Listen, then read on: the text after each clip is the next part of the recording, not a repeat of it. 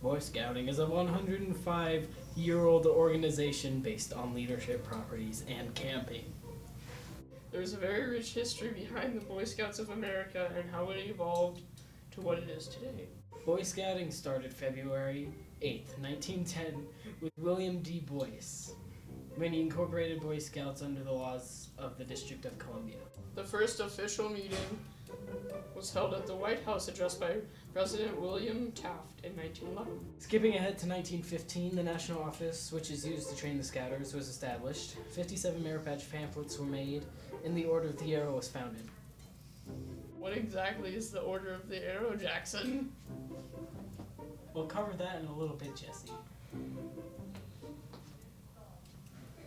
Anyway, in 1916, the first college course in Scouting began at Teachers College in New York.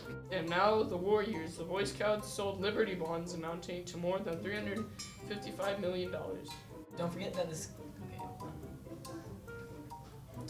the Scouts aided in food and fuel conservation projects. Of course, how could I have forgotten that? In 1919, the first 4 gold medals were awarded by the National Court of Honors. What for? For saving someone's life while putting their own at risk. In 1934, President Roosevelt called upon the Boy Scouts to help the distressed or needy and caused a nationwide good turn. A year later, the Boy Scouts membership number passed 1 million. Around 1914, the Philmont Scout Ranch in New Mexico was established. Philmont is what the Boy Scouts consider a high adventure, which we will also talk about later. Jumping way ahead to 1960, the 500,000th Eagle Scout Award was awarded along with the 40 millionth member joining the Boy Scouts of America. In 1969, the first female explorers group was created. But I thought this was called Boy Scouts. You didn't know that females have some of the most important jobs in Boy Scouts? Well, no, I didn't. Anyway, in 1980, a high adventure in Florida called Sea Base was created. 2 years later, the 1 millionth Eagle Scout Award was awarded. Neato! Can you stop interrupting me so we can continue with the history? Anyway, skipping to 2009, the 2 millionth Eagle Scout Award was awarded. But what happened in the 29 years we didn't talk about? Mostly just national jamborees. Well, anyway, we should all know what happened in 2010, right? Well, obviously, it's the 100th anniversary of the Boy Scouts of America. I'm just going to assume the next 5 years was just national jamborees and the other things, right? Yeah, pretty much. Hi, Garrett. Now I'm going to briefly touch on the Order of the Arrow. The Order of the Arrow is the National Boy Scout Honor Society based on truthful service to the community.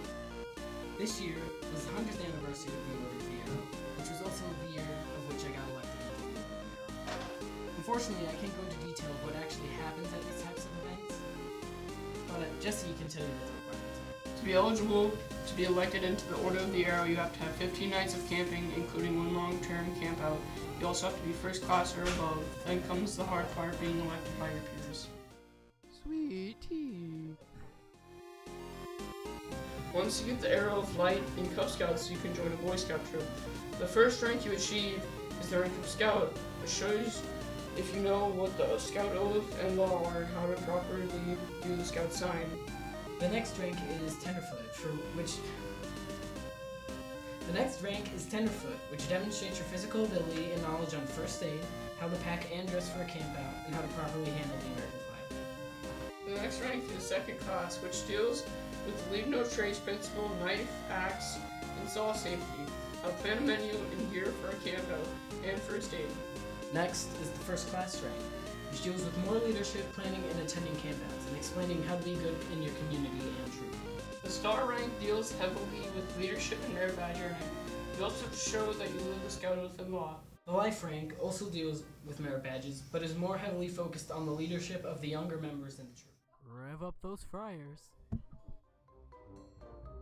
The Eagle Scout rank is the highest possible rank you can earn in Boy Scouting. To be an Eagle Scout, you have to have the 21 required merit badges, show that you live the Scout Oath and Law, and most importantly, to plan and carry out an Eagle service project. Some examples of service projects we did are building a sandbox, awning, and a shed for a church, adding an in-ground irrigation system at another church, and making benches out of old barn wood and then placing them on an old homestead which the wood came from. If you complete all those requirements, you have to submit an Eagle application to get accepted. Party in the party tent. Whew. Long-term camping is when you go camping for a week or more. For an example, every July we go out into the woods and go to a summer camp and work on merit badges for a week. Other long-term camping could include high adventure trips. How's your job at Penn Station, Brock? High adventure trips, such as Philmont, Red River Gorge, Sea Base, and Boundary Waters, are week or longer trips including high physical activity. To be able to go on high adventure trips, you have to be 14 and first class to go alone.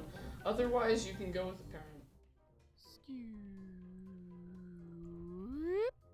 Merit badges are what makes Boy Scouting more about learning vital skills that you will need throughout your life. Of course, there are easy merit badges like swimming, first aid, or leather work. Then there are hard merit badges like environmental science, the 3 citizenship merit badges, and family life. The symbols on each merit badge represent what the merit badge is. For example, the camping merit badge has a tent on it representing camping. Also, the border is silver. That means it's Eagle required. Our troop is known for a lot of things such as cooking, our monkey ridge, our spooky gateway, and lots of excellent food puns. Our troop just finds the puns very appealing and we just can't stop. During our troop meetings, we break up into 3 patrols. The Falcons, the Dragons, and the Adults Patrol. The Old Goats.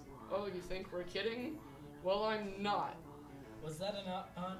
Definitely not. Well, you need to stop lashing out on me. Oh, don't be a square. So, are we going to continue? Why not? Sometimes after patrol talk is done, we go and play games such as Spud, Soccer, and Duck Duck Goose. Why not dodgeball? That game is gone, but we have a variation called Garrett's Dodgeball. Sounds cute. Finally, at the end of the meetings, we recite the Scout Oath and Law. Safety proof water mooches. The Scout Oath defines who you should be as a human. It states that you will help people at any given time and that you will keep yourself physically strong, mentally awake, and morally straight. Straight as in following your moral beliefs. Anyway, the Scout Law is the 12 points that make you a good person. It has some important traits such as being trustworthy, loyal, and helpful. Well, I guess that's all we not. I assume so. So I guess this is goodbye. Seems that way. Well, goodbye. Stop making cheese puns.